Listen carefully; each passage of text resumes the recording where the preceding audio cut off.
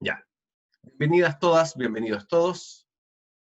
Como les decía, lo que vamos a hacer ahora es reflexionar en torno a la organización del tiempo como apoyo a la gestión del estudio. Y para organizar el tiempo, es importante tener presente cómo se desarrollan ciertos procesos cognitivos que uno posee, que es parte de la reflexión que ustedes hicieron en la actividad formativa 1 y en la guía 1, que dicho sea de paso, estoy corrigiendo. Me faltan de las 76 guías que me corresponden a mí, me faltan 30. Así que yo creo que entre el curso de hoy día y de mañana podría tenerlas listas. Así que bien, pues. Como les decía, vayamos viendo qué es lo que qué es lo que nos depara el destino hoy día. Y lo primero es tener presente que cuando hablamos de atención, en psicología no necesariamente hacemos referencia a un concepto unitario por el cual todas las investigaciones o todas las líneas teóricas entienden lo mismo. Para nada. La atención típicamente en psicología cognitiva se puede entender de tres maneras distintas. Uno, un mecanismo de selección de la información, en el sentido de que es un mecanismo de control activo. Uno está activamente seleccionando información, porque son demasiados los estímulos que existen en el medio ambiente. Uno no puede procesarlos todos, no existe organismo que pueda hacer eso. Especialmente eso se nota cuando está en una situación social donde hay muchas conversaciones al mismo tiempo. Uno no le puede poner atención a todas. Uno, en ese sentido, tiene un filtro que funciona de manera automática. Si uno está en una conversación y de repente alguien por ahí grita fuego, uno inmediatamente va a poner atención a lo que grita la otra persona. Eso es pasivo. Pero uno también puede controlar la atención activamente. Es uno el que puede escoger ponerle atención a la conversación que uno tiene al frente o poner atención a la conversación que se está dando al lado. Por eso es que decimos que la atención es un mecanismo de control activo. Uno activamente la controla. En segundo lugar, la atención es un componente de un sistema de capacidad limitada. ¿Y cuál es ese sistema de capacidad limitada? La mente humana. Como les decía, la mente no puede procesar toda la plétora de estímulos que aparecen en torno a uno. Así que tiene que existir este filtro que controla qué se procesa y qué no.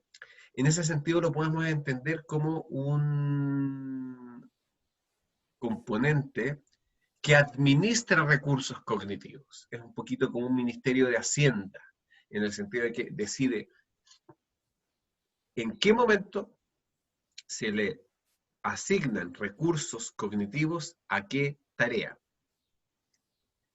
Al hacer dos tareas simultáneas, lo que típicamente uno hace es cambiar el foco de atención. Es decir, si yo estoy al mismo tiempo conversando con alguien y redactando un trabajo para la universidad, realmente no estoy haciendo las dos tareas al mismo tiempo. Escojo en un momento atender a lo que dice la persona que tengo al lado y luego redactar una línea en el texto. Típicamente se observan errores. Ocurre, y a muchos de ustedes les tiene que haber ocurrido, que ponen atención a la conversación, luego redactan algo, luego vuelven a la conversación, vuelven a redactar algo y se dan cuenta de que en la redacción integraron parte de la conversación. Y hasta le alegan a la otra persona, le dicen, oye, me hiciste anotar acá en el trabajo lo que estábamos conversando. En el fondo uno está cambiando ese foco de atención. Si las dos tareas son complejas, se disminuye el rendimiento. Y eso se nota claramente cuando uno está aprendiendo a manejar. No sé si alguno de ustedes sabe manejar.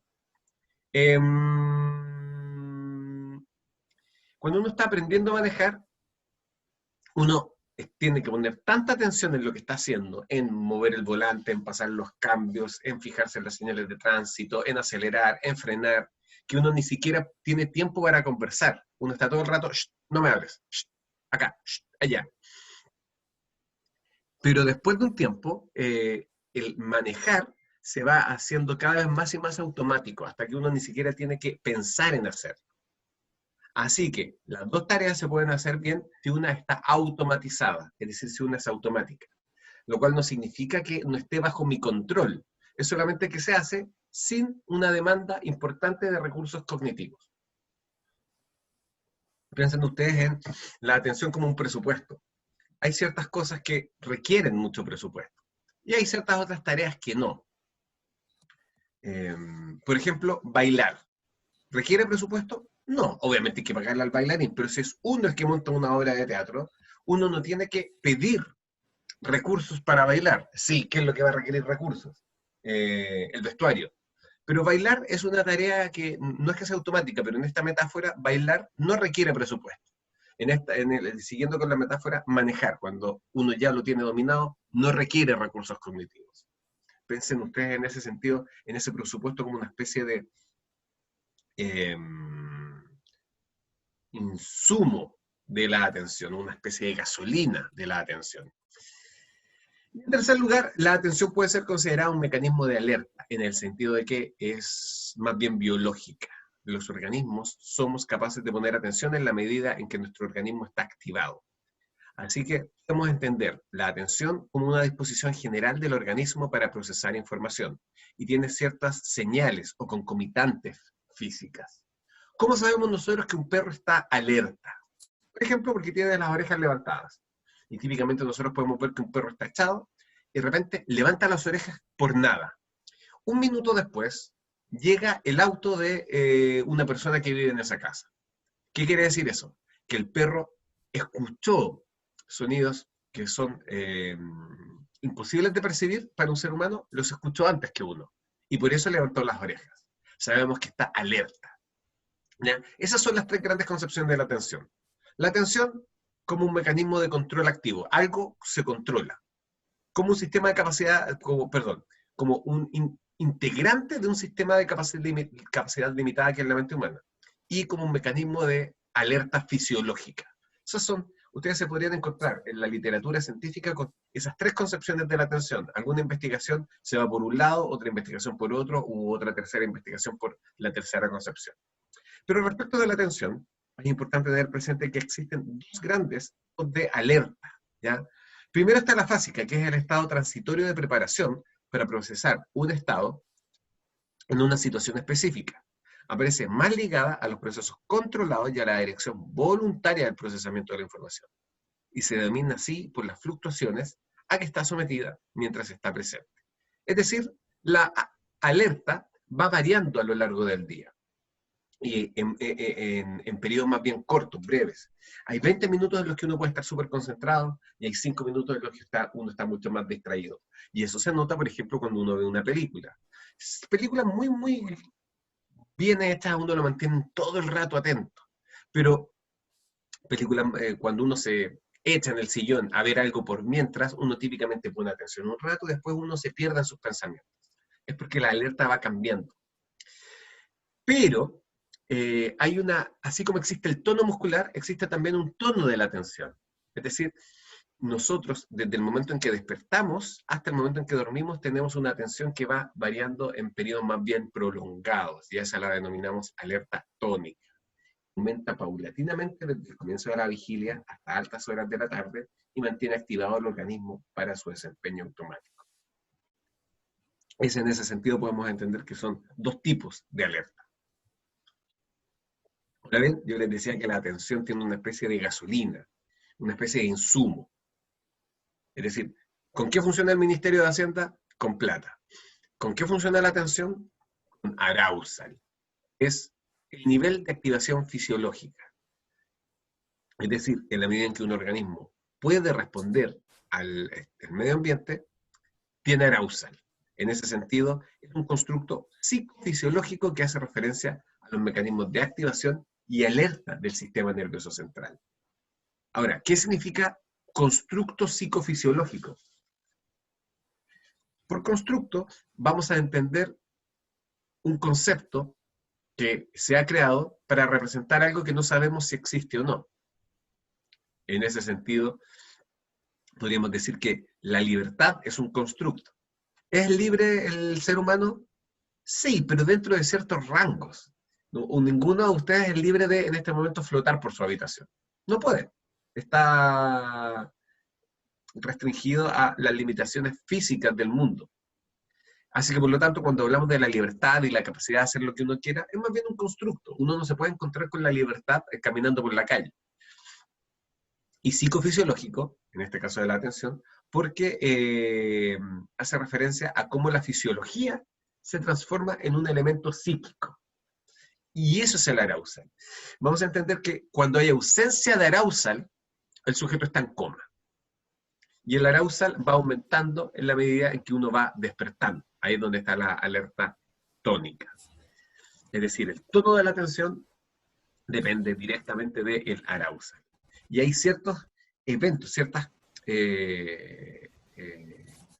elementos o ciertos eventos fisiológicos que pueden disminuir el arousal. Por ejemplo, la fiebre. Si alguno de ustedes tuvo fiebre por sobre los 40 grados, sabrá que el arousal es bajísimo. Uno está en un estado de sopor constantemente.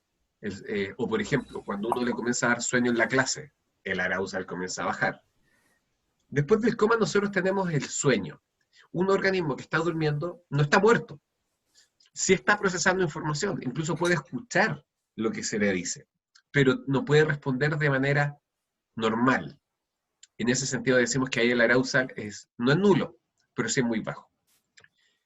De hecho, el arousal se relaciona con el desempeño a través de lo que denominamos la ley de Yerkes-Dodson, que arroja, lo que dice acá, una curva de estrés óptimo. ¿Y a qué me refiero con eso? Veámoslo a través de una gráfica en donde se representa bidimensionalmente el arousal en contraposición con el desempeño. Acá nosotros tenemos en ese gráfico que en el eje X el arousal va subiendo desde lo bajo a lo medio y finalmente a lo alto. Y acá en el eje Y tenemos el desempeño. ¿Desempeño de qué? Del sujeto en cualquier tarea. Por ejemplo, una prueba. Por ejemplo, jugar un partido de voleibol. Esta es la relación. A medida que va aumentando el arousal, el desempeño va mejorando. Pero una vez que pasamos del arousal medio y que el arousal sigue subiendo y subiendo, subiendo hasta niveles altos, vamos a ver que el desempeño comienza a bajar. ¿Dónde se encuentra entonces el desempeño óptimo? En niveles medios del arousal. Vamos a ver que en ese sentido, en esta U invertida, el desempeño óptimo está justamente en niveles medios de arousal. Y esto se entiende mucho mejor si nosotros complejizamos, ¿ya? O tallamos de mejor manera, le damos más elementos a esta curva. Acá la tenemos representada con mucha mejor silueta y con rótulos que nos indican en qué estado está el sujeto en la medida en que va aumentando el arousal. Y vamos también de izquierda a derecha. Desde el sujeto oxidado, frustrado, aburrido, subinvolucrado, estimulado, alerta, decidido, creativo, efectivo, a lo óptimo. Pero esta optimidad se reduce, llegamos a la eficiencia reducida, luego a la creatividad, luego a la alerta reducida, a la sobrecarga, a la dificultad para concentrarse, a la indecisión, al ser irritable, al estar ansioso, confundido, fatigado, exhausto y ya agotado. Es decir, cuando el arousal es muy, muy elevado, cuando uno está muy, muy nervioso, típicamente uno se tupe, como dicen por ahí. Esa es básicamente la idea de la ley de Yerkes-Dodson, llamada así por sus autores.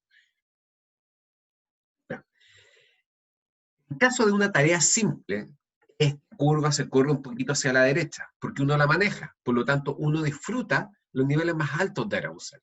Por ejemplo, jugar un videojuego que uno conoce. Uno está tenso con ese videojuego. Y eso es bueno. Eso a uno le ayuda a no distraerse, a no quedarse dormido en el fondo.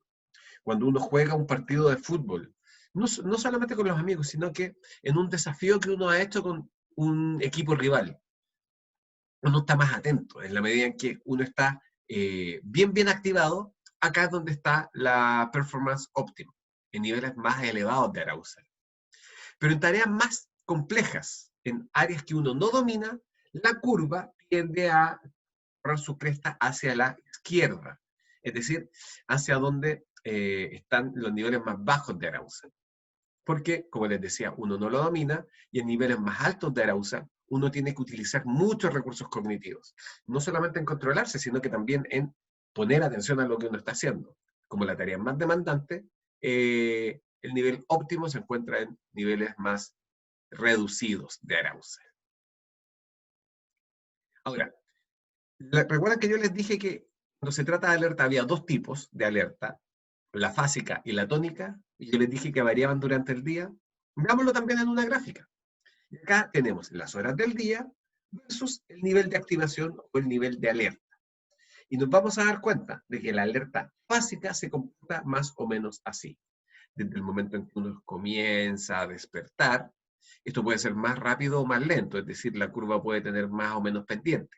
Digamos que uno despierta a las 6:30 y uno se va activando de a poco, de a poco, de a poco, de a poco, ya el sujeto sale de su casa a las 8 de la mañana y ahí está activado y ahí viene una meseta de alerta, que comienza a decaer ya hacia la hora de almuerzo porque al sujeto le da hambre.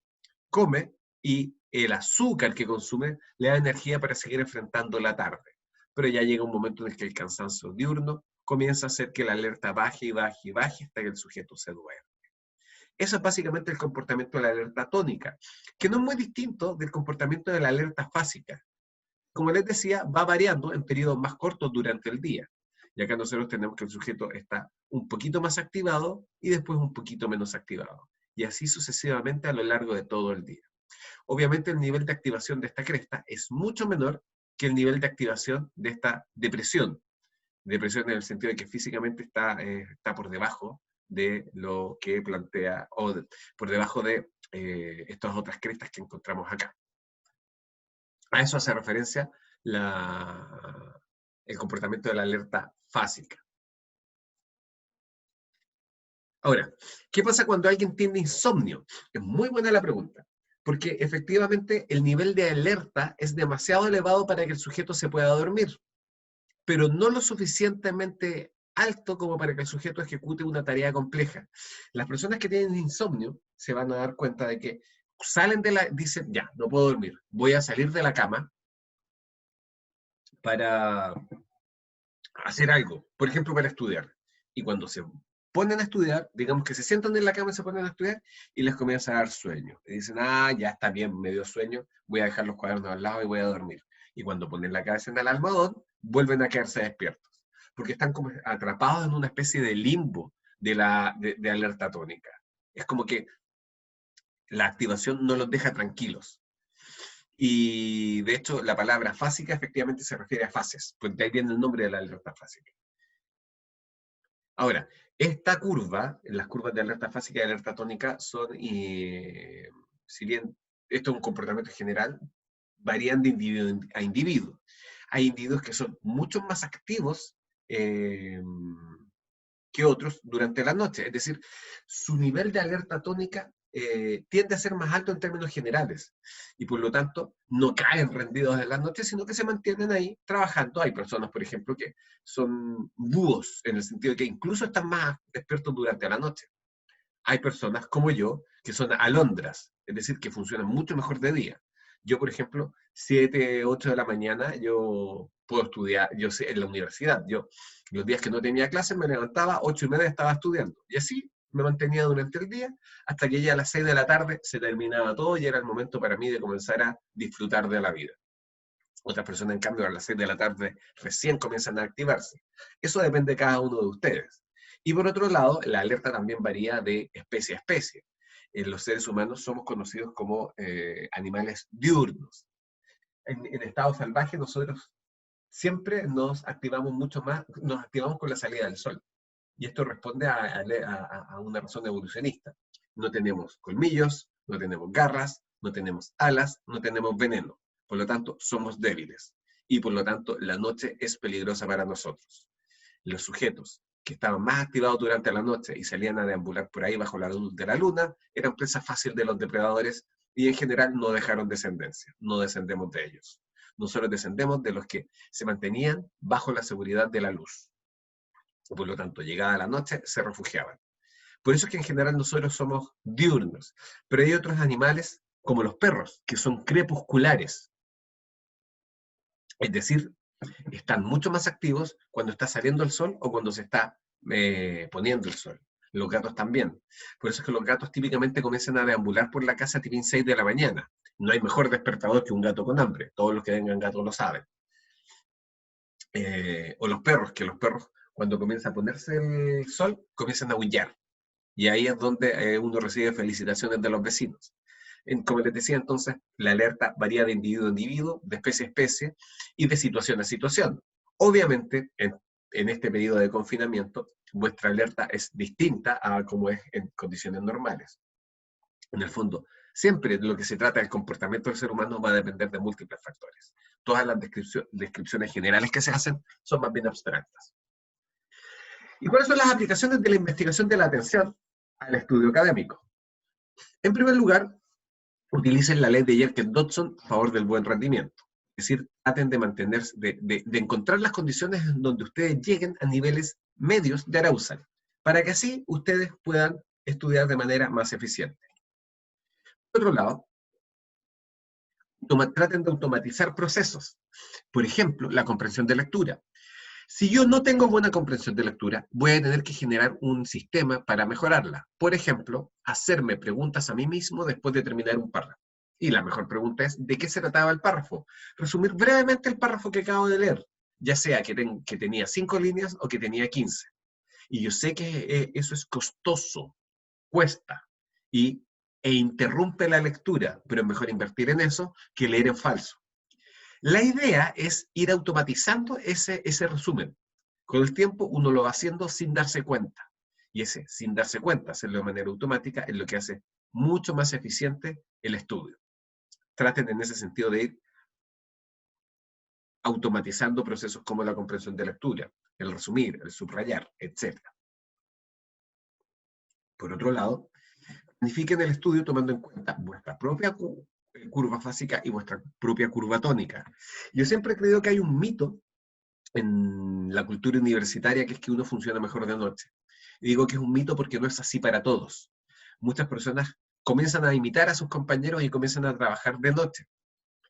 Si el grupo es así, bueno, no hay mucho que hacer. Pero si uno puede definir sus horas de estudio, prueben en el día. Quizás se sorprendan. Por otro lado, muchas personas dicen, el problema es que yo no puedo estudiar de noche, o perdón, no puedo estudiar de día porque de día hay mucha bulla en mi casa. Recién en la noche hay suficiente quietud para que yo me pueda concentrar. Eso no tiene que ver con la curva de atención, sino que tiene que ver más bien con las condiciones ambientales, ¿ya? Pero ustedes estudiense a sí mismos y vean en qué momento están más atentos y más atentas. Y escojan esos momentos para dedicarse al trabajo académico. Diseñen también sus sesiones de estudio cuando tomen en cuenta lo que veíamos al comienzo, que la atención es un mecanismo de selección de información, integra un sistema de recursos limitados y es un mecanismo de alerta. Siempre vayan viendo cómo su atención varía en función de esas tres definiciones. Ahora, pasemos a la memoria. Yo sé que voy más o menos rápido porque hoy día hay harto contenido, pero ustedes saben que me pueden detener en la medida en que haya consultas y dudas. Como les decía, la memoria. ¿Qué es la memoria? La memoria, si la queremos definir, una función psicológica nos permite recordar lo que hemos experimentado, lo que hemos imaginado o lo que hemos aprendido. Entre experimentar y aprender hay una distinción que es importante. Todo lo que uno ha aprendido, uno lo ha experimentado de una manera, ¿cierto? El mejor ejemplo está en el fuego. Uno aprendió a no meter la mano en el fuego, a no tocar objetos calientes, porque uno alguna vez se quemó. Pero no necesariamente todo lo que uno experimenta uno lo aprende. Dicen por ahí que el ser humano es el único animal que tropeza 2 veces con la misma piedra. Y todos ustedes saben, todos y todas ustedes saben, que se pueden cometer 2 errores. Sí, como decirlo, se pueden cometer 2 veces el mismo error. Ahora, la memoria no es una sola. No es que alguien tenga buena memoria para todo. Hay distintas estructuras de memoria, las cuales las vamos a dividir básicamente en la memoria sensorial, la memoria a corto plazo, y la memoria a largo plazo. La memoria sensorial es más bien fisiológica. No nos vamos a detener mucho ahí. Pero sí me interesa la distinción entre memoria a corto y a largo plazo. No es correcto decir que uno a veces tiene memoria a corto plazo y uno a veces tiene memoria a largo plazo. No, eso hace referencia a cosas distintas. Todos tenemos memoria a corto plazo y todos tenemos memoria a largo plazo. Y la memoria a corto plazo podemos entender que es la puerta de entrada a la memoria a largo plazo. Veámoslo mejor con un diagrama.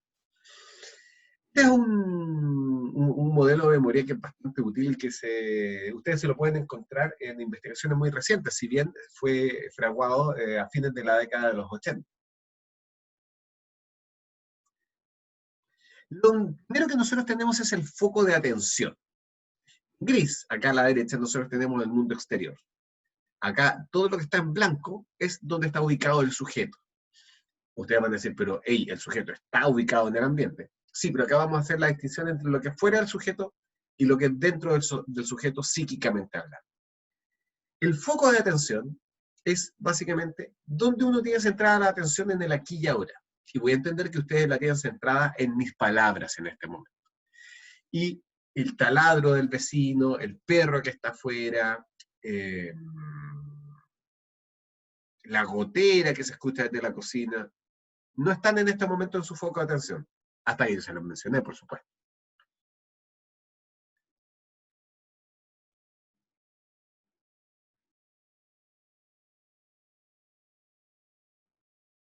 Luego lo que tenemos es acá afuera los estímulos, en donde vamos a encontrar dos. Estos estímulos, que son cambios de nivel de energía en el ambiente,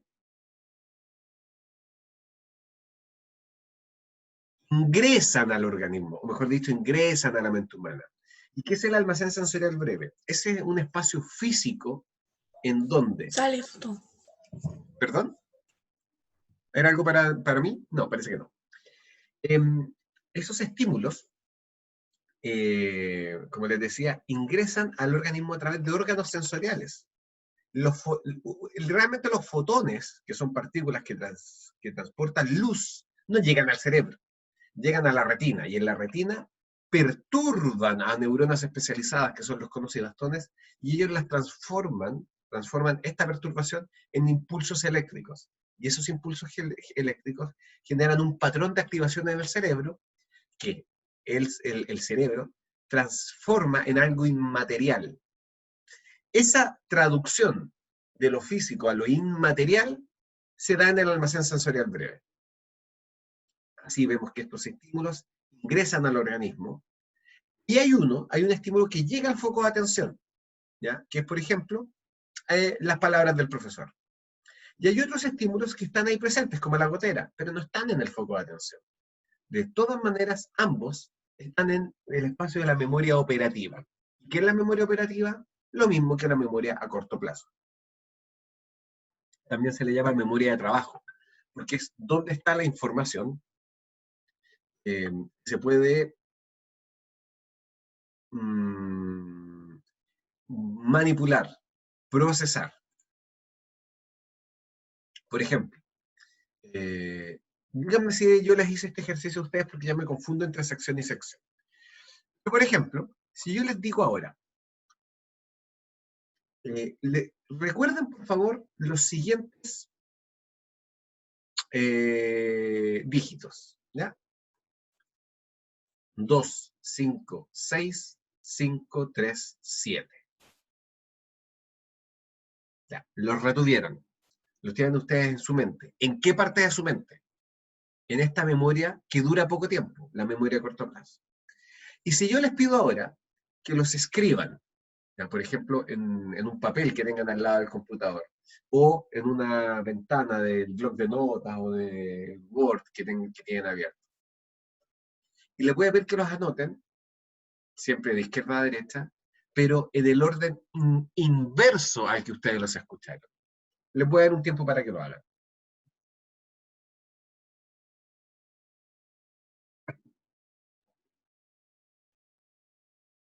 ¿Lo hicieron? Si lo pudieron hacer, ya sea que lo hayan hecho bien o lo hayan hecho mal,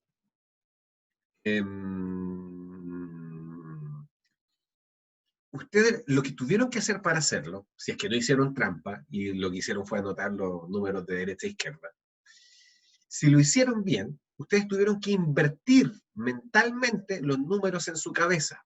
¿Dónde hicieron esa operación? En la memoria a corto plazo. Lo que ustedes hicieron fue una operación sobre esa información. Así que por eso es que podemos decir que esta es un espacio de memoria que es operativo. ¿Ya? Se pueden ejecutar acciones.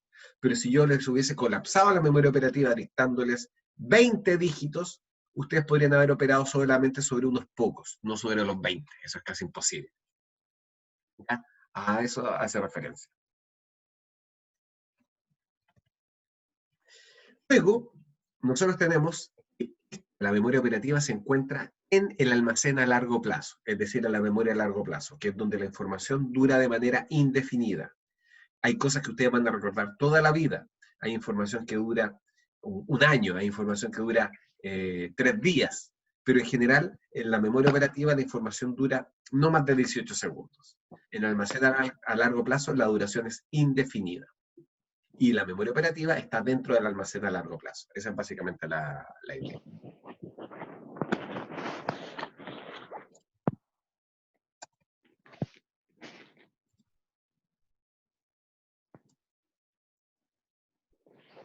Ahora, el almacén a largo plazo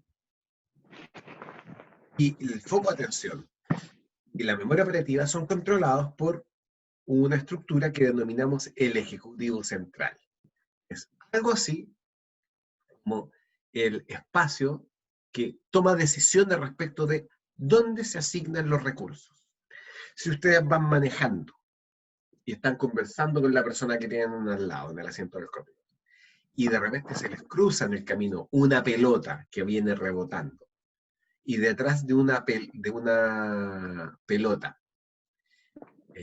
ustedes saben que generalmente viene un niño, el Ejecutivo Central inmediatamente va a decirles, deja de poner atención a la conversación que estás teniendo y concéntrate en lo que tienes al frente. Y ese es el momento en el que uno frena.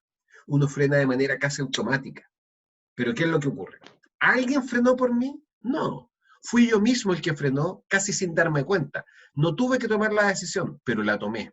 Es porque una parte de mí, el Ejecutivo Central, tomó una decisión de emergencia.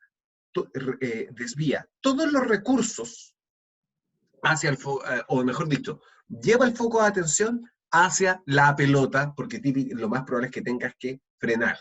Todo ese razonamiento, más que un razonamiento, toda esa reacción se da en microsegundos. ¿Quién dirigió ese proceso, esa decisión? El Ejecutivo Central. Y el Ejecutivo Central, en ese sentido, toma el control de lo que está en el almacén a largo plazo, en la memoria operativa, genera acciones, acciones controladas. Pero al mismo tiempo, cuando una conducta está automatizada, uno no tiene que poner atención sobre ello, no molestar al Ejecutivo Central, y esas acciones se denominan automáticas, vienen directamente del almacén a largo plazo, como por ejemplo caminar. Ustedes no tienen que poner atención en cómo caminar, no tienen que esforzarse en caminar, ustedes ya lo tienen tan automatizado que ustedes se paran y caminan. Ahora, Fernanda me pregunta si es que vamos a ver cómo trabajar la atención y los estilos de aprendizaje. No, estilos de aprendizaje no lo vamos a ver este semestre, es uno de los contenidos que tuvimos que recortar, producto principalmente del paro, pero sí, si a alguien le interesa, nosotros les podemos entregar material, me pueden escribir por correo. Y ahora, respecto a cómo trabajar la atención, la única forma de trabajar la atención es a través justamente de las autoinstrucciones, o lo que es lo mismo, robustecer el Ejecutivo Central. No distraerse, mantenerse atento a lo que está ocurriendo frente a uno, es parte del Ejecutivo Central, que es como un músculo. ¿Ya? Muchas veces, por ejemplo, en los casos de déficit atencional, se recomienda mucho utilizar un entrenamiento en control de la atención, a través de algunos videojuegos que luego se van generando aprendizajes que se tienen que transferir a entornos más bien académicos o de interacción cotidiana. Así que a ustedes lo que les recomiendo es ir analizando cómo se comporta su atención y a través de las autoinstrucciones y los autorrefuerzos, ir estableciendo un hábito de control de la atención que vaya siendo útil. Así que bueno, básicamente esto es el modelo de memoria de Cowan que nos ayuda a entender cómo se relacionan esto de la memoria operativa, el almacenar a largo plazo y el foco de atención. Y como les decía, de ahí provienen las acciones automáticas y las acciones controladas, que son las que en último término tienen efecto sobre el mundo exterior. Ahora, veamos bien cuáles son las características de la memoria operativa o memoria a corto plazo. La memoria a corto plazo, ¿ya? Como les decía, también puede ser llamada memoria de trabajo, porque es como un escritorio. ¿Ya? El escritorio que ustedes tienen para trabajar es lo que les permite hacer cosas al mismo tiempo. Y cuando ustedes se sientan a estudiar, ustedes tienen un escritorio que tiene una capacidad limitada. Ustedes no pueden poner 20 libros en el escritorio. O perdón, sí pueden ponerlos, pero no pueden manipular 20 libros al mismo tiempo. No pueden tener 20 libros abiertos porque no los van a poder leer todos. Si tienen que leer uno que quedó debajo de la pila, van a tener que sacarlo abajo y tapar otros. A lo sumo, ustedes pueden tener un artículo, un libro, el computador. Del mismo modo, el escritorio de trabajo mental que ustedes tienen, su memoria a corto plazo, tiene un límite. Y ese límite es de 7 más menos 2 chunks. Es un chunk. Un chunk es, en inglés, pedazo, trozo. Porque se plantea que la capacidad informacional del sistema cognitivo humano no se puede medir en bits de información, porque no es tan simple. Porque,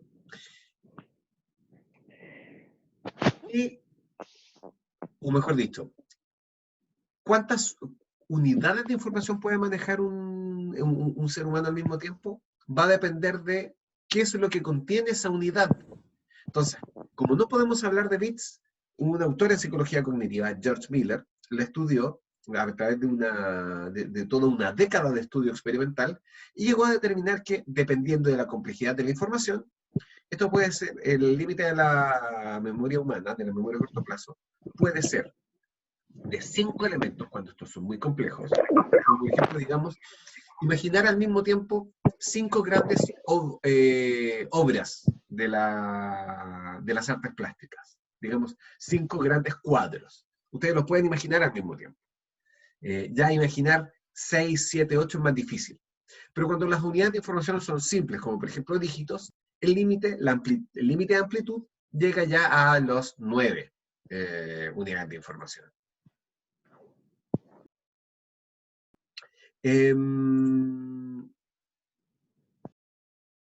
Ahora, este es un espacio de breve duración, como les decía. Si no se aplican estrategias de repetición de información para traspasar esto al almacén a largo plazo, la información se evapora a lo largo de 18 segundos. Y eso ustedes lo pueden vivenciar si es que ustedes utilizan lo que se denomina una tarea distractora.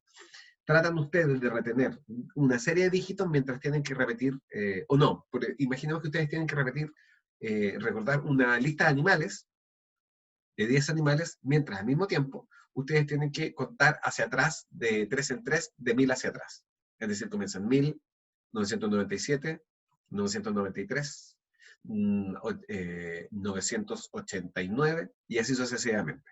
Si comienzan a contar de 3 hacia atrás, de 3 en 3, va a ser imposible que ustedes estén ensayando ese listado de animales, y lo más probable es que cuando alguien les diga, al cabo de un minuto, ¿cuáles eran los animales?, ya se les ha olvidado la mayoría.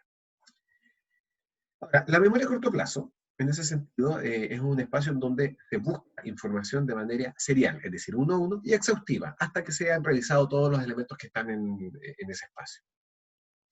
Y hay 2 estrategias para mejorar la capacidad de la memoria a corto plazo. La repetición, como yo les decía, está repitiendo constantemente la información que uno tiene ahí. Por ejemplo, cuando uno está tomando apuntes y uno se le acabó la tinta del lápiz y uno tiene que cambiar. En ese momento en que uno saca otro bolígrafo de la mochila o del estuche y uno no quiere olvidar la idea de lo que dijo el profesor, uno la puede estar repitiendo mentalmente. Y uno podría estar repitiendo mentalmente. La búsqueda puede ser serial y exhaustiva, todos los datos y uno por uno, como el buscar del computador. La búsqueda serial es exhaustiva, todos los datos y uno por uno, como el buscar del computador. Pero es complicado repetir todo eso mentalmente, ¿cierto? Lo más probable es que cuando uno ya tenga el lápiz, el bolígrafo en la mano, uno comienza ya. ¿Cómo era? La búsqueda era serial y exhaustiva. Y hasta ahí uno llegó. Porque la repetición es limitada. La otra estrategia que es mucho más útil para estos efectos es el chunking. ¿Qué es el chunking? Es llevar unidades aisladas de información a constituir unidades significativas de información. A ver, momento. Me están pidiendo que vuelva a la diapositiva de corto plazo, es decir, la anterior, ¿cierto, Camila? Voy a volver a la anterior. ¿Está cierto? Ahora, no olviden que la clase está siendo grabada y que ustedes pueden disponer de ella en el aula virtual. Otra cosa que ustedes pueden ir haciendo es ir sacando pantallazos de cada una de las diapositivas a medida que van pasando. Entonces, ¿en qué estamos? Sí. Y lo que era el chunking se va a entender mejor con la siguiente diapositiva. La cantidad de información que se puede manejar dependerá de la capacidad de los y de las estudiantes para realizar chunking. Y como yo les decía, el chunking es llevar unidades aisladas de información a unidades más significativas de información. Acá nosotros tenemos a este estudiante que tiene que retener un listado de dígitos. 081127882. Y está triste porque le cuesta hacerlo. Pero se alegra cuando se da cuenta de que puede, es mucho más fácil, en vez de recordar 1, 2, 3, 4, 5, 6, 7, 8, 9 dígitos aislados, como 3 trigramas o 3 tríos de dígitos. 081, 127, 882. Por ejemplo, yo uso harto el chunking cuando tengo que anotar una cuenta corriente en mi aplicación del banco, porque tengo que hacer una transferencia. En estos días he tenido que hacer hartas compras online. De hecho, eso me acabo de acordar que tengo que hacer una petición de azúcar y café, porque se me está acabando y no puedo vivir sin azúcar y café. Y el asunto es que para traspasar la cuenta corriente que me mandaron por WhatsApp a la aplicación, y yo todavía estoy esperando que al fin las aplicaciones de los bancos generen una vinculación con WhatsApp, de tal manera que uno pueda copiar y pegar directamente todos los datos en vez de hacerlo a mano. Como tengo que hacerlo a mano, y típicamente las cuentas corrientes tienen varios dígitos, y me cuesta esto de pasar de una ventana a otra, y mi celular se tupe cuando comparto pantalla, tengo que hacerlo a mano. Así que lo que yo hago es que esos 8 dígitos, o a veces son 9 dígitos, los agrupo en grupos. De esa manera me cuesta mucho menos traducirlos. Perdón, traspasarlos de WhatsApp a la aplicación del banco. Y en el fondo lo que hago es chunkearlos. A eso me refiero. Y acá nosotros nos observamos que, si se dan cuenta, en el fondo el chunking puede ser la pieza que nos falta para armar ese rompecabezas, a veces que es en una tarea cognitiva. Ahora, ¿por qué nosotros acá tenemos una sujeta partiendo una máquina? No lo sé, pero así era la ilustración que encontré. Así que, bien que esté ella feliz. El asunto es que el chunking tiene que aprenderse. Incluso la información para el estudio puede estar ordenada de tal manera que lo facilite. ¿Ya? Es decir, la idea es que ustedes vayan organizando la información de tal manera que la puedan chunkear. Es decir, agrupar información de tal manera que no tengan que recordar datos aislados, sino que, por ejemplo, ustedes traten de memorizar frases significativas en vez de toda la retahíla de palabras que dijo el profesor sin sentido.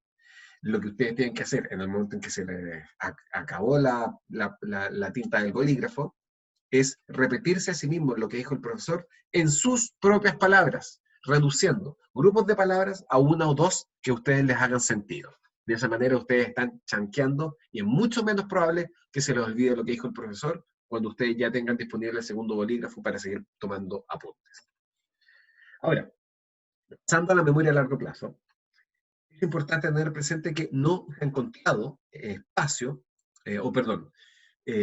un límite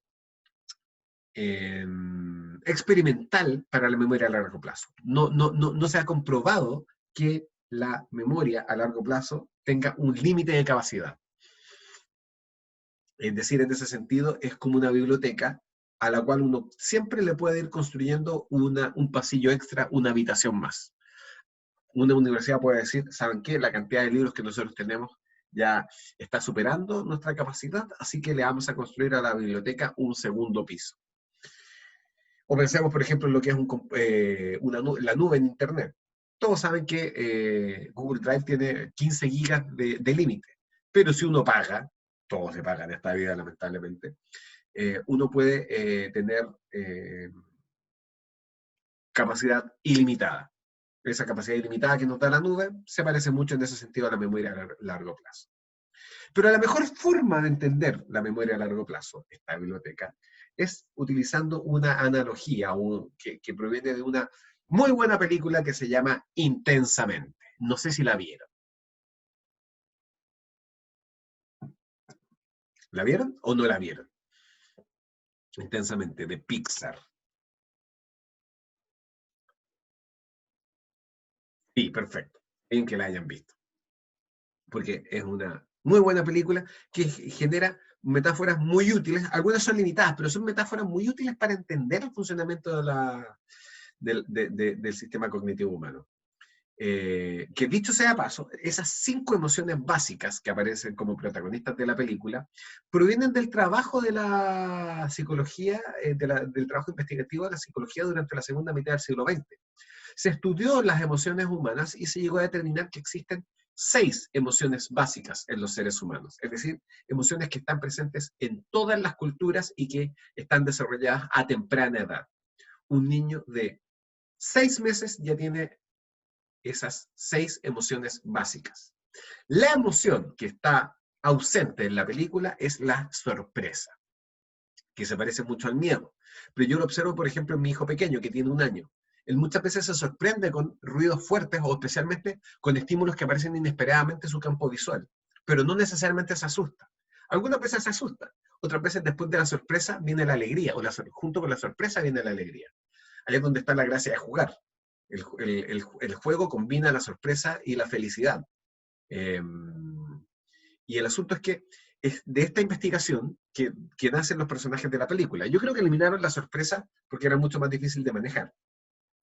El asunto es que en la película nosotros podemos ver que 2 personajes, que son Joy y Tristeza, llegan a una gran biblioteca que es la memoria a largo plazo, en donde ustedes, si se dan cuenta, tienen una serie de pasillos llenos de recuerdos que parecen no tener fin. Así es más o menos la memoria humana, o mejor dicho, la memoria a largo plazo. Pero lo que ocurre acá en la película, lo que está ausente en la película, es que esos recuerdos, cuyos colores reflejan el tono emocional de ese recuerdo, no tienen ningún tipo de rotulación. Por lo tanto, como Riley, la protagonista humana, puede encontrar un recuerdo específico dentro de los recovecos de su memoria, no queda claro. Lo que sí es cierto es que nosotros tenemos el material organizado. En una biblioteca, si los libros no están categorizados y rotulados, ¿cómo podría yo encontrarlos? En el caso de ustedes, la memoria sí está rotulada. Por ejemplo, ustedes tienen un cajón para capitales del mundo. Ustedes tienen un cajón para qué es lo que hay que hacer en caso de emergencia. Ustedes tienen un cajón para nombres de animales. Ustedes tienen un cajón para nombres de personas que han conocido. De hecho, no sé si ustedes han notado, especialmente aquellos que tengan hermanos y hermanas, que cuando sus madres les llaman la atención, muchas veces no solamente confunden los nombres, sino que a veces los nombran a todos, ¿cierto? Entonces, si alguno de ustedes se llama, no sé, pues, Ignacio, su mamá les puede decir Martín Felipe Ignacio. ¿Por qué? ¿Por qué las madres dicen todos los nombres antes de dar con el suyo? Porque al parecer, lo que hacen las madres, cuando quieren llamarle la atención a un hijo, es que abren el cajón que dice nombres de hijos. Y como la reacción es rápida, no se preocupan de ver cuál es el hijo al que están llamando. ¡Paf! Sacan todo el contenido del cajón. Eso explica algunas confusiones de nombres que nosotros tenemos. Los cajones están rotulados, pero no siempre buscamos de la manera más pausada dentro de ellos. Así que en ese sentido, piensen ustedes en la memoria. No solamente como una biblioteca que tiene esferas sin nombre, sino que más bien una gran biblioteca que tiene cajones y afuera de cada cajón hay una etiqueta que indica qué es lo que hay dentro de él. Y cuando la información está bien categorizada, es más difícil de olvidar. Y ese es uno de los grandes problemas por los cuales existe lo que yo denomino el olvido estival, es decir, el olvido de verano. Vienen las vacaciones de verano y muchos estudiantes olvidaron todo lo que vieron en una asignatura, porque no fue significativo para ellos, no lo organizaron, no le dieron un sentido y jamás lo llevaron a la práctica. Por lo tanto, no existía esa especie de respaldo del cerebro. Así que por eso es muy importante la categorización de la información en la memoria a largo plazo. En ese sentido, hay procesos fundamentales de la memoria que ustedes tienen que tener presentes. Dicho sea paso, entre paréntesis, nosotros ya hace rato que nos pasamos del límite de 40 minutos que nosotros establecimos para las sesiones presenciales. Pero eso es porque hoy día tenemos harto contenido que ver y como ustedes saben, no es necesario que se queden si es que tienen otras cosas que hacer. Esto es facultativo. Y la clase va a estar disponible en el aula virtual, así que si alguno de ustedes tiene que retirarse, no hay ningún problema. Y volviendo al tema de los procesos fundamentales de la memoria, está la codificación, que no solamente es uno de los procesos que es medido o evaluado por este instrumento psicométrico que nosotros les pedimos responder, que es el ACRA, sino que además en términos de definición podemos decir que esto consiste en traducir los estímulos del medio ambiente a un código que la memoria pueda manejar. Eso es la codificación. Entonces, por ejemplo, si yo en clases menciono eso, las emociones básicas del ser humano, ustedes perfectamente se pueden imaginar a los protagonistas de Intensamente. Eso es codificación. Llevo las palabras de los estímulos externos a un código que yo manejo. Ahora, una vez que los elementos están codificados, hay que almacenarlos, lo cual consiste en guardar los datos codificados por un tiempo determinado. Al estudiar, uno típicamente está almacenando información. El gran error, siempre en el estudio, es estudiar de memoria. ¿Y qué significa estudiar de memoria? Únicamente memorizar. O sea, yo nunca me voy a cansar de decirles que la memorización es necesaria. Cuando uno critica el estudiar de memoria, uno lo que está criticando es estudiar únicamente de memoria. No hay nada más grupiento que la persona que el sujeto que dice, es que a mí no me gusta aprender de memoria, yo prefiero comprender. Comprender y memorizar no son procesos incompatibles, todo lo contrario. Es imposible comprender si uno no ha memorizado. Si no, ¿cómo pueden ustedes comprender lo que una persona les dijo si lo han olvidado, si no le pusieron atención? Y ustedes lo pueden notar. Varias veces ha pasado que ustedes tienen la sensación de que lo que le están diciendo a la otra persona le entra por un oído y le sale por la otra. Entonces, o por el otro. Entonces ustedes le pueden preguntar, bueno, ¿qué opinan de lo que dije? Y si la otra persona les dice, sí, ahora viene el gran momento de la prueba. Uno le puede preguntar a esa otra persona, ¿qué fue lo que dije? La otra persona inmediatamente va a reconocer que no puso atención, no retuvo, por lo tanto, que no comprendió nada. Respondió sí para salir del paso. Así que por eso el almacenamiento es crucial. Y ese almacenamiento puede ser transitorio. Almacenar lo que la otra persona me dijo para procesar esa información y darle una respuesta y después lo olvidamos. O puede ser muy a largo plazo. Estoy estudiando esto porque me va a servir para la carrera. Ahora, después del almacenamiento es importante recuperar la información, lo cual consiste en traer a la conciencia los datos almacenados para utilizarlos. ¿Y cuáles son las consecuencias de conocer la codificación para el estudio? La información puede ser simple o compleja. Cuando la información codificada es simple, podemos repasarla, podemos mantenerla sencillamente repasándola mentalmente. Y ahí es cuando la memoria funciona como un buffer de repetición. ¿Y qué es lo que es un buffer? Un buffer es, en informática, un tipo de memoria que funciona a través de la iteración de información, es decir, la información se mantiene estable, presente en la medida en que se mantiene ahí, una y otra vez, se repite y se repite. La RAM, o memoria de trabajo del computador, es un buffer de repetición. Esta distinción se pierde un poquito en los computadores actuales, pero antaño, lo que uno estaba trabajando, si el computador se apagaba, se perdía. Entonces, típicamente uno estaba trabajando en un Word y uno no había guardado, se cortaba la luz, ¡pam! Se perdió todo lo que uno estaba haciendo porque estaba en la RAM. Hoy día los computadores lo que hacen es que típicamente van haciendo un guardado automático en el disco duro cada cierto tiempo. Y si se corta la luz y uno vuelve a prender el computador, típicamente se va a encender todo lo que estaba, se van a activar todos los programas que uno tenía abiertos, entre otros el Word, y un Word va a recuperar la información. Pero no porque estaba en la RAM, sino porque estaba en el disco duro. Así que vamos a hacer una distinción entre la RAM y el disco duro. La RAM, que es la memoria de trabajo del computador, es un buffer de repetición. A eso nos referimos con buffer. El problema del repaso de mantenimiento es que demanda mucho esfuerzo. Uno tiene que estar constantemente repitiendo. No es tan eficaz para pasar la información a la memoria a largo plazo. Si es que yo dije algo muy rápido, ¿ya? Como por ejemplo, no sé, por lo que acabo de decir, un buffer de repetición es un tipo de memoria física que funciona a través de la iteración. Todas esas palabras, tan rápidamente, si yo las quiero traducir y anotarlas punto a punto, con mi bolígrafo, en mi cuaderno, me va a costar. ¿Ya? No es tan eficaz para traspasar la información a la memoria a largo plazo, porque es muy poco probable que a largo plazo ustedes recuerden algo textualmente, literalmente, tal como se dijo. Por ejemplo, si ustedes han estado alguna vez en una discusión, una de esas discusiones largas que duran 1 hora, y ustedes vuelven a lo que se dijo al comienzo, no, es que tú dijiste tal cosa, es muy poco probable que ustedes recuerden exactamente, palabra por palabra, lo que dijo la otra persona. Ustedes van a hacer más bien una cita semántica. Lo que les importa es el significado. No si el sujeto utilizó la preposición a o para. Eso no es relevante. Lo relevante es el contenido.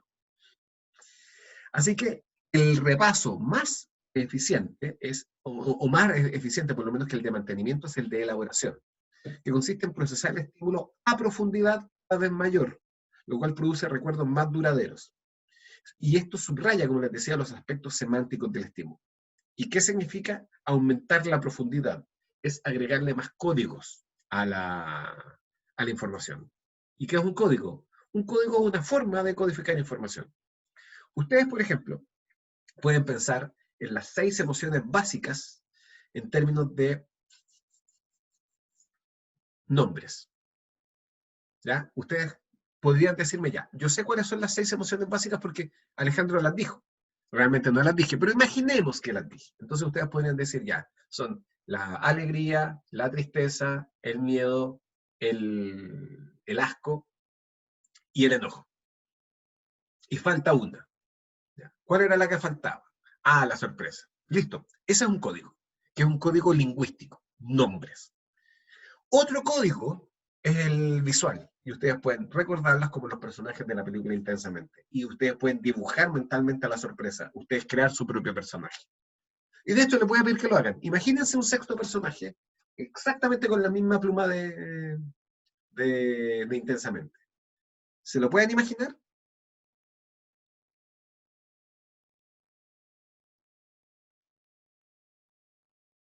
Este es el momento en que yo estoy esperando vuestra respuesta.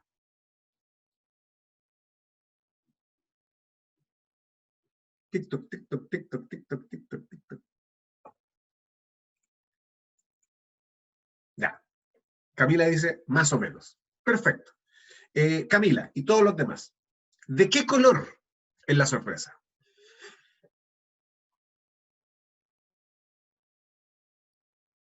Ya. Byron dijo amarilla. Y eso es un código absolutamente personal. Otro se le imaginó, no sé, negra. Otro se le imaginó blanca. ¿Ya? Por ejemplo, Catalina se le imaginó blanca. Eso es absolutamente idiosincrático y personal. ¿Ya? Y yo incluso les podría, Camila se le imaginó rosada. Eso es facultativo, pero lo importante es que incluso yo les podría pedir que la dibujen. ¿Ya? Eh, a medida que pasa el tiempo, imaginemos que pasa un año, y yo vuelvo a preguntarles, ¿cuáles son las emociones básicas del ser humano? Algunos de ustedes quizás puede recordar incluso el personaje, el sexto personaje que creó. Eso es agregar otro código, o mejor dicho, agregarle profundidad al procesamiento. Y podemos agregar otro código, ¿cierto? Que es, por ejemplo, un ejemplo.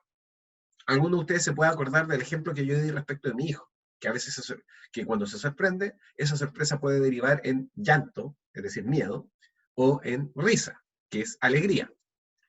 Y ustedes pueden generar su propio, pueden utilizar ese ejemplo, o ustedes pueden generar su propio ejemplo personal. Ir agregándole cosas, ir agregándole elaboraciones al recuerdo, a la información, es profundizar esa huella mnémica, esa huella de recuerdo. Y eso va aumentando las probabilidades de recordar eso de aquí en adelante. De hecho, o sea, yo lo he observado en psicólogos que yo conozco, en ex estudiantes, compañeros míos, profesores que yo tenía, que algunos recuerdan hasta el día de hoy ciertos conceptos o ciertos procedimientos por un ejemplo particular que generaron hace 20 años. Yo todavía recuerdo aspectos específicos de clases que tuve, hasta recuerdo la sala en la que estaba cuando me dijeron eso. Todo eso es parte del repaso de elaboración. Mientras más repase, mientras más elabore, más probabilidades tengo yo de recordar la información que estoy tratando de traspasar a la memoria a largo plazo. Vincular la información nueva con la que ya se tiene es, en el fondo, elaborar la información. Y ambos tipos de repaso, el de mantenimiento y el de elaboración, están bajo control consciente, pues operan sobre los contenidos de la memoria de trabajo, memoria operativa, y compiten por recursos cognitivos. Dicho eso, les voy a preguntar, ¿qué estructura de la mente humana controla estos tipos de repaso? A ver si se les ocurre.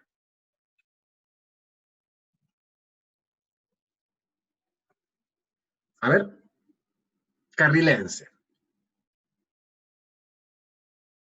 Les doy una pista. La mencioné hoy en la clase de ahora. Camila, sí y no. No, miento. No, no es la metacognición. ¿Y sabes por qué no es la metacognición? Porque uno puede hacer esto sin darse cuenta. Uno puede repasar el mantenimiento o el repaso de la elaboración sin tomar una decisión consciente y sin darse cuenta. De hecho, cuando uno está tomando apuntes y uno tiene que cambiar de lápiz y uno tiene que mantener la memoria de trabajo, lo que dijo el profesor, para poder anotarlo con el segundo bolígrafo, uno no tiene que salir y verse desde afuera y tomar decisiones respecto de ¿cómo debería yo recordar esta información para que no se me olvide? No, uno no hace todo ese análisis. Es otra estructura la que se encarga de esto. La respuesta está en una diapositiva anterior. ¿Se acuerdan del modelo de Cowan? ¿Se acuerdan del Ejecutivo Central? Esa estructura es la que controla si se hace un repaso de mantenimiento o un repaso de elaboración. Porque es justamente la estructura que controla a la memoria de trabajo, que es donde se dan estos repasos.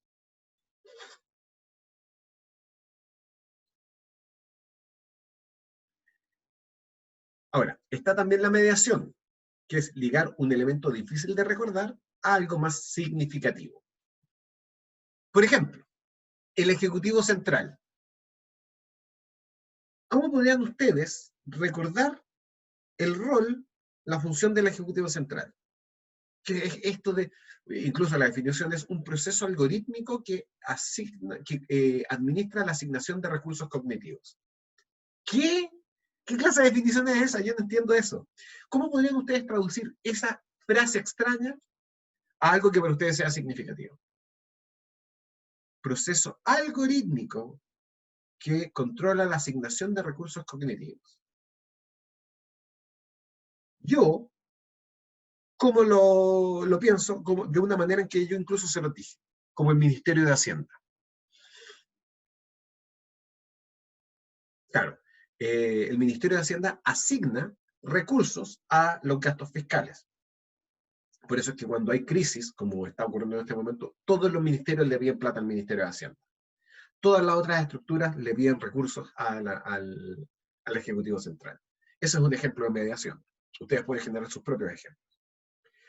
Por ejemplo, para recordar sílabas sin sentido, uno le puede dar un sentido usando una palabra con algún significado.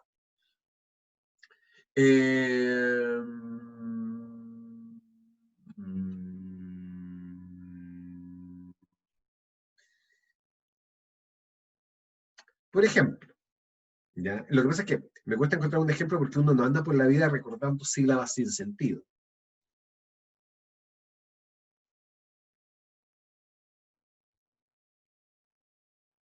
Pero si yo tuviese que recordar por alguna razón, en una tarea, en un concurso de televisión, las sílabas eh, ya, ta, pan, ya, ta, pan, ya, ta, pan, las puedo reordenar y ordenarlas como pan, ta, ya. En vez de tener que recordar 3 sílabas, recuerdo una palabra conformada por esas 3 sílabas. Es un tipo de chunking. Ya, ta, pan, lo transformo en pantalla. Pero está la posibilidad de generar imágenes. Las palabras o conceptos que provocan imágenes se recuerdan mejor que los que no lo hacen. ¿Ya? Y ahí está, por ejemplo, valga la redundancia, el ejemplo de las emociones básicas. Los personajes de Intensamente, más este monigote que creé yo, que me quedó muy feo, pero con su amarillez, su naranjez, su blancura, me recuerda perfectamente lo que era la sorpresa. Y en ese sentido hay diferencias individuales entre las personas. Algunos son mejores para generar imágenes mentales que otros. Hay personas que no tienen mucha visualización y por lo tanto no recuerdan cosas a través de imágenes. Y lo es importante, las imágenes extrañas recuerdan mucho más. Así que por lo tanto, para mí es mucho más fácil recordar por ejemplo, les voy a inventar. Si yo quiero recordar qué es lo que es el Ejecutivo Central, eh, puedo tratar de recordarlo como un ejecutivo, es decir, una persona de terno y con maletín, cabeceando la pelota después de un córner, o mejor dicho, de un centro. Imagínense eso. Para los que no sepan de fútbol, básicamente es el sujeto está en el área, salta y le pega un cabezazo a la pelota que termina en gol. Pero el tipo está todo el rato vestido de terno y tiene un maletín en la mano. Esa es una imagen extraña, porque no se ve en la cotidianidad. Dígame si alguna vez han visto un tipo de terno y con maletín cabeceando la pelota en un partido. Jamás. Y lo más probable es que esa imagen extraña se recuerde mucho más.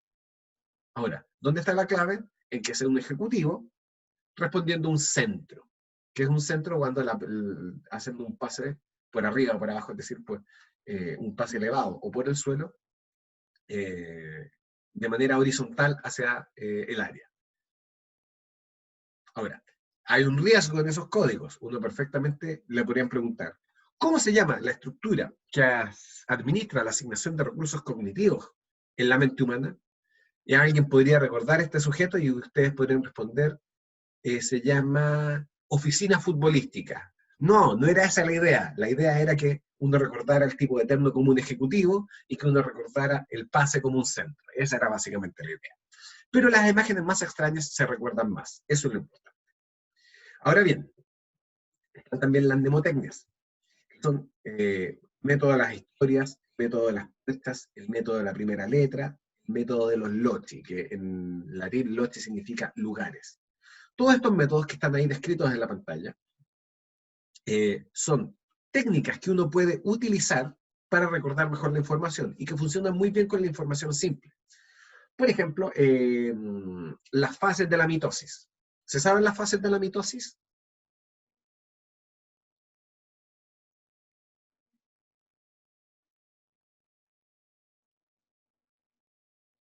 Parece ser que no. Yo me las sé, y me las sé porque memoricé una mnemotecnia que es prometanatelo, que se parece mucho al método de la primera letra. ¿Pero qué significa prometanatelo? No es una palabra. Es más bien, o sea, sí es una palabra, pero es una palabra inventada y que tiene significado para mí. Anatelo, más que las primeras letras, son las primeras sílabas de cada una de las fases de la mitosis. Profase, metafase, anafase, telofase. Pro, meta, ana, telo. No es la primera letra, es como la primera sílaba, pero es una mnemotecnia. ¿Ya? Y así, como ese ejemplo, hay muchos más. ¿Ya? Por ejemplo, Cami, si te das cuenta, o sea, en base a lo que dice Cami, ustedes se dan cuenta de que ni siquiera es tan idiosincrático, no es algo que yo creé. Me lo enseñó, sin duda me lo debe haber enseñado también mi profesora de biología. Muchas mnemotecnias están muy esparcidas y ustedes pueden conocer muchos otros ejemplos. En matemáticas hay muchas. como por ejemplo, todos sin tacos, que es una frase que permite recordar los resultados de las operaciones trigonométricas. Y así, hay muchas. Mnemotecnias hay muchas y los invito a ustedes a investigar las mnemotecnias que a ustedes les sirvan. Ahora, Cami, tengo que preguntar, ¿qué significa papomudas?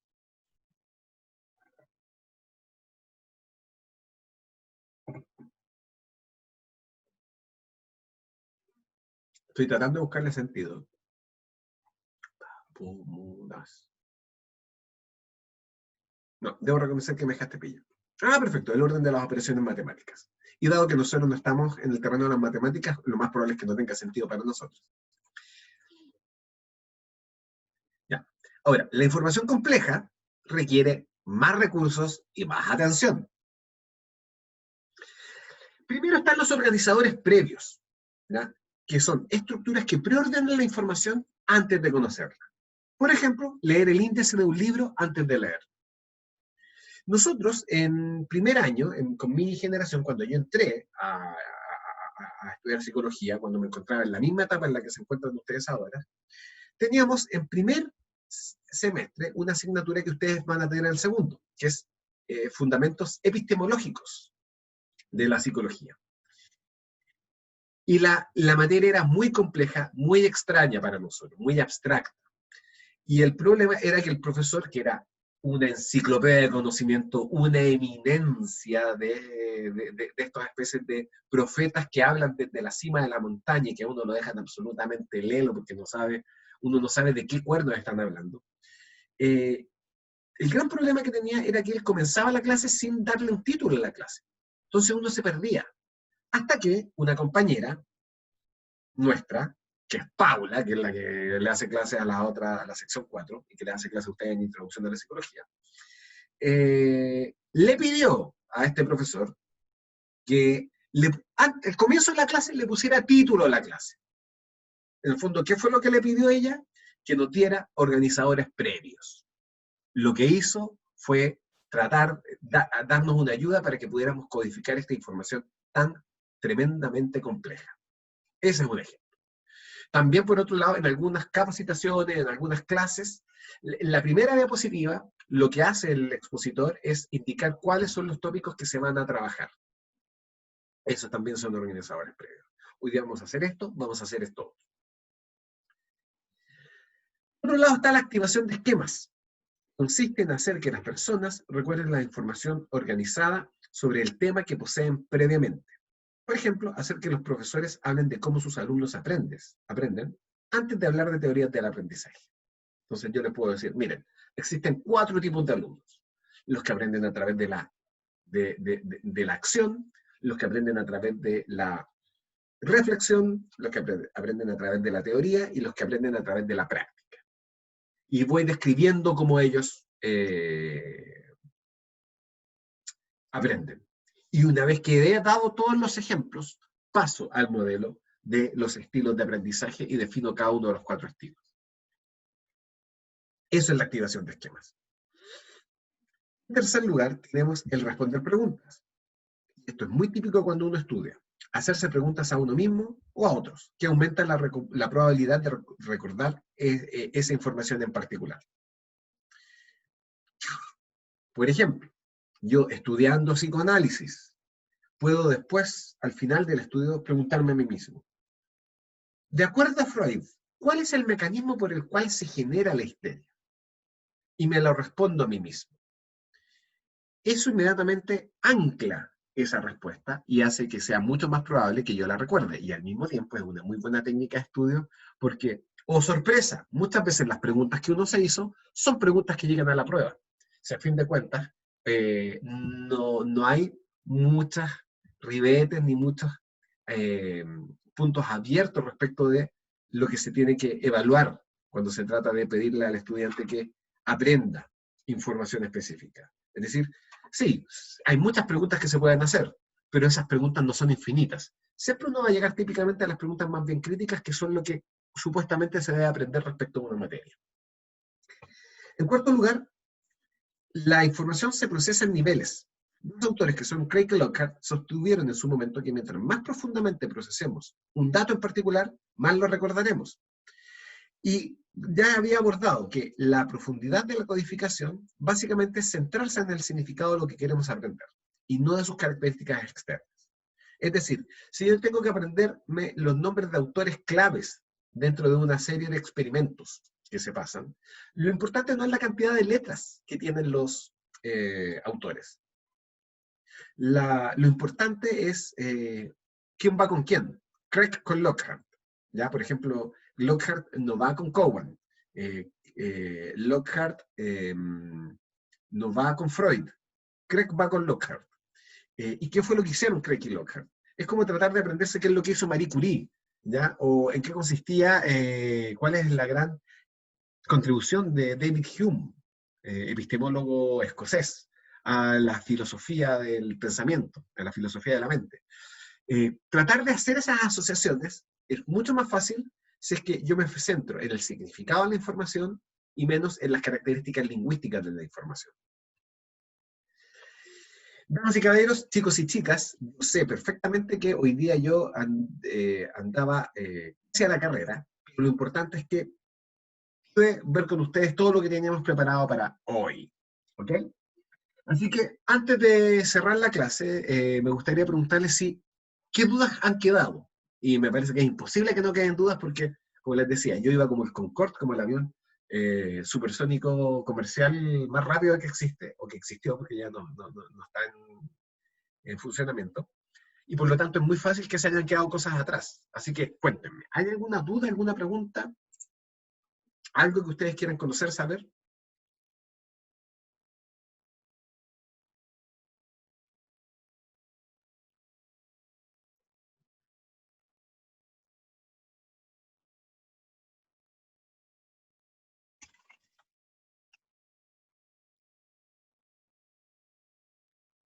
Y parece que no.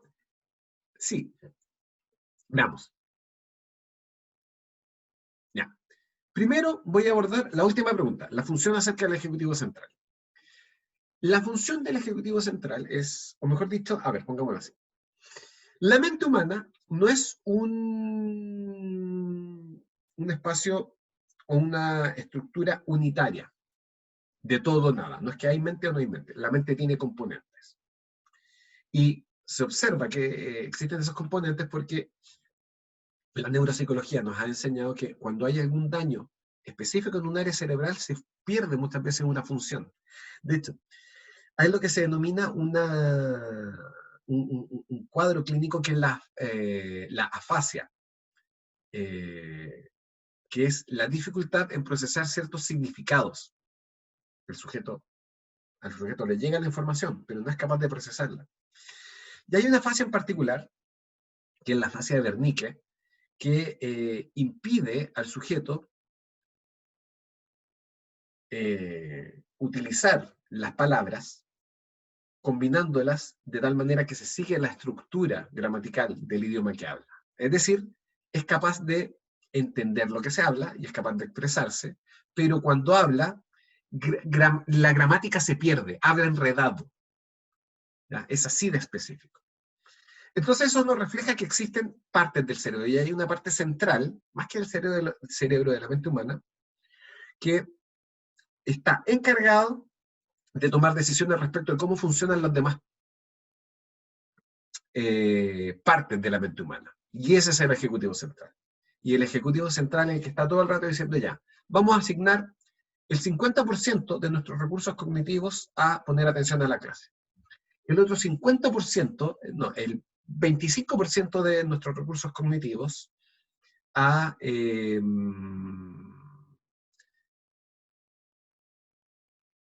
lo que está pasando afuera.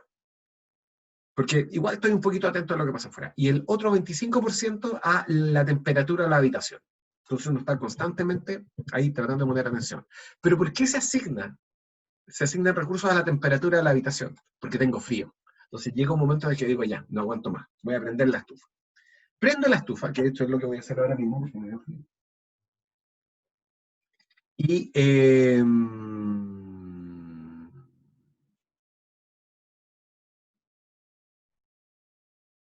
Una vez que ya la temperatura de la habitación se regula, el Ejecutivo Central dice, listo, cubrimos eso. Así que ese 25% de recursos cognitivos los vamos a redirigir a la clase. Entonces tengo el 75% de mi mente centrada en la clase y el 25% de, de mis recursos atencionales dispuestos respecto de lo que ocurre afuera. ¿Ya? De hecho, a mí me pasa constantemente, porque esto de tener un hijo de 1 año es una tarea que consiste básicamente en constantemente evitar que tu hijo sufra daño. Eso es algo que uno está constantemente haciendo. Y varias veces pasa que yo tengo a mi hijo, yo estoy sentado en el sofá y estoy respondiendo a alguna conversación en el celular. Mientras tanto, mi hijo está al lado mío y yo lo estoy sosteniendo. En el fondo, tengo el 90% de mi mente puesta en el celular y el 10% de mi mente puesta en mi hijo.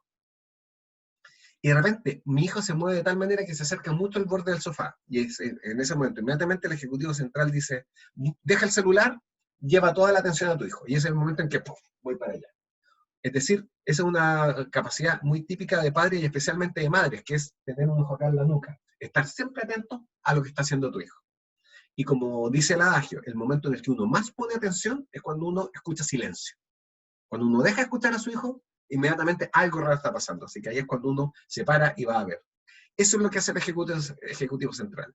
En el fondo, toma decisiones antes de que uno como persona las tome. Esa es básicamente la idea. Ahora, Fernanda pregunta acerca de la guía.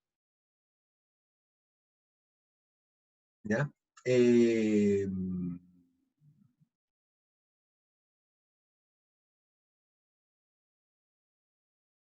Ya. Fernanda pregunta si lo que hay que hacer en la guía es colocar lo que uno hace en la semana, es decir, reportar lo que uno hace o como un ideal a base de lo que me enseñaron. Es como un ideal. Ustedes expresen no necesariamente reporten lo que ustedes hacen, sino que la idea de hacer este calendario es llevarlos a ustedes a organizar su semana. Y si ustedes dicen, miren, hay un abismo enorme entre lo que yo hago y lo que debería hacer, céntrense en lo que debería hacer. Es muy poco probable que lleguen a eso, pero con que se acerquen a mitad de camino es mucho mejor que quedarse en este desorden de actividades en las cuales uno muchas veces se sume. ¿Ya? Visibilizar algo nos permite inmediatamente darnos cuenta de qué es lo que tenemos que trabajar. Así que efectivamente es un ideal. ¿Ya? Y la idea de hacer la justificación es justamente eso, que que yo como lector sepa por qué ustedes tienen tal cantidad de horas dice, asignadas a una asignatura y tal cantidad de horas asignadas a otra. Ustedes podrían perfectamente decir, esta asignatura tiene pocos créditos, pero me cuesta tanto que por eso ya aumenté las horas de estudio y de dedicación a esa asignatura. ¿Ya? Para eso es la justificación. Tiene que ser más bien breve. No olviden que yo tengo que leer 76 guías. ¿Ya? Y acá me piden un ejemplo de cómo hacer la descripción del calendario. Para eso, déjenme abrir la guía porque es mucho más fácil que leo las instrucciones específicas.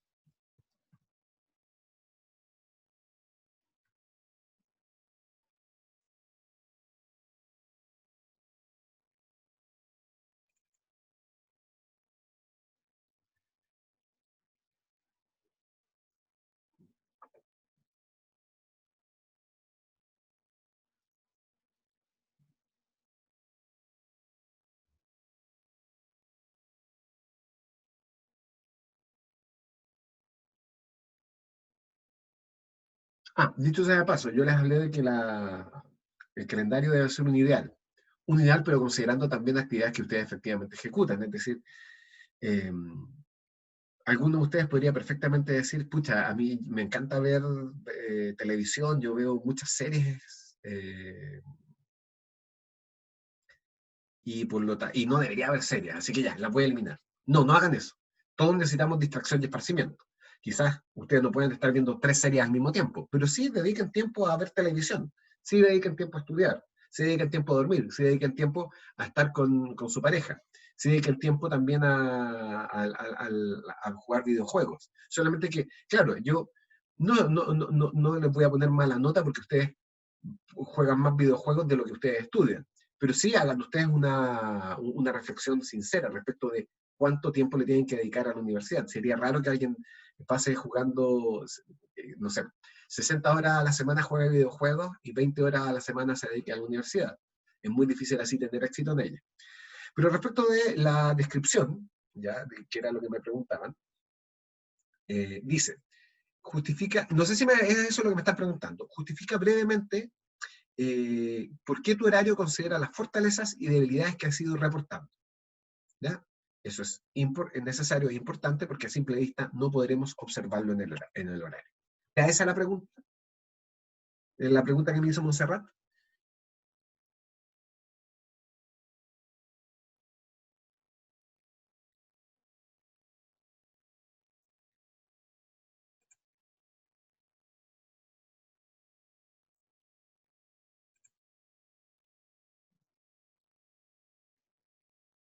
Mm, no me responden, pero digamos que sí, digamos que eso es.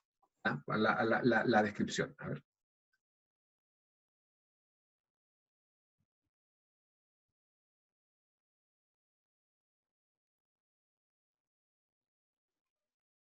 Ya.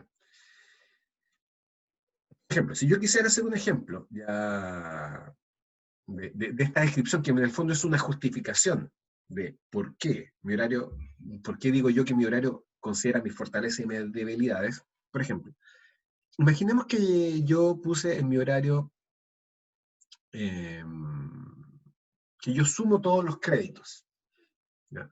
Y por lo tanto, los créditos de las asignaturas que yo tengo deberían arrojar que yo debería estar en mi casa estudiando 12 horas a la semana, pero puse 20 horas a la semana. Y yo puedo poner en la justificación, mi problema es que yo en general leo muy lento. Yo me he dado cuenta porque a lo largo de el colegio y ahora en la universidad me he ido comparando con mis compañeros y yo me demoro más en leer los textos comprensivamente que el resto. Por lo tanto, voy a esas 8 horas extra que contempla mi horario, tratan de subsanar la debilidad que tiene mi comprensión de lectura. No es mala, pero es lenta. Mi lectura es lenta. Ese es un ejemplo de la justificación que hay que hacer. No sé, Montserrat, si estoy respondiendo a tu pregunta. Ahora, Claudia pregunta si es que esa justificación se hace en los casilleros. No, se hacen abajo, al final, porque recuerden que son 5 líneas. Si ustedes pusieran 5 líneas por cada casillero, el horario sería monstruoso. Son una justificación de máximo 5 líneas para que yo pueda entender por qué ustedes tomaron esas decisiones. ¿Ya? Esa es básicamente la tarea. Profe, ¿Sí? ¿y a qué se refiere ¿cómo se llama? Como que no desordenemos el formato. Lo de cambiar el tamaño de la letra. Ah, ya. No, lo que Entonces, pasa es que, sí, es que abajo es del, abajo del calendario. Es que es una trampa conocida lo de cambiar el tamaño de la letra. Es decir, yo les puse 5 líneas y el estudiante desea poner mucho texto. Entonces, ¿qué es lo que hace? Reduce el tamaño de la letra, es decir, y pone una fuente de tamaño 6 que apenas se puede ah, leer, para poner alta información. Es eso. No me importa tanto que varíen el tipo de letra. El asunto es, no hagan trampa. No metan mucho texto en un espacio para texto acotado. ya, y en esas 5 líneas hay que justificar todo el calendario. Exacto. Porque, en el fondo, yo te voy a preguntar, Camila, tu horario, ¿considera tus fortalezas y tus debilidades? Tú me vas a decir sí. Y te voy a preguntar, ¿en qué sentido las considera? Y ahí está la justificación. Ya, ah, ya, ya, ahí me quedó más claro. Ujú. Gracias. Claro, también podría ser, por ejemplo, todas las horas de estudio están puestas a las 2 de la mañana. Lo que pasa es que nosotros en mi casa tenemos un solo computador y yo lo, lo comparto, claro, lo comparto con mi hermano que está estudiando ingeniería, por ejemplo, y él tiene muchas clases en la mañana. Entonces, por lo tanto, él se tiene que dormir temprano. Y por lo tanto, él estudia hasta las 2 de la mañana y yo lamentablemente, como soy el hermano menor, recién a las 2 de la mañana tengo acceso al computador y ahí es cuando me pongo a ver las clases, a hacer los trabajos. Y yo tengo muchas clases que parten a las 12 del día. Entonces, por eso hicimos este arreglo. Todas ese tipo de justificaciones que me ayudan a entender el porqué del horario deben ir ahí. ¿Ya?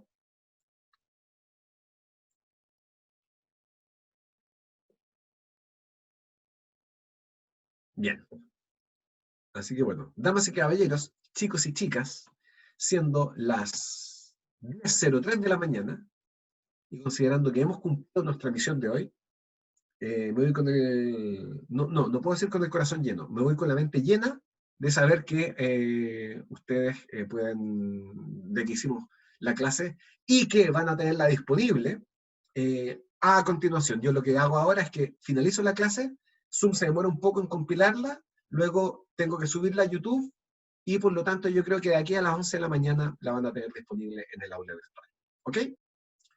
Así que bien, pues, damas y caballeros, chicos y chicas, ha sido un gusto tenerlos acá y nos estamos viendo a través del mail en el aula virtual y si no, la próxima semana a esta misma hora en este mismo canal. Gracias, profe. Chao. Chao, que estén bien.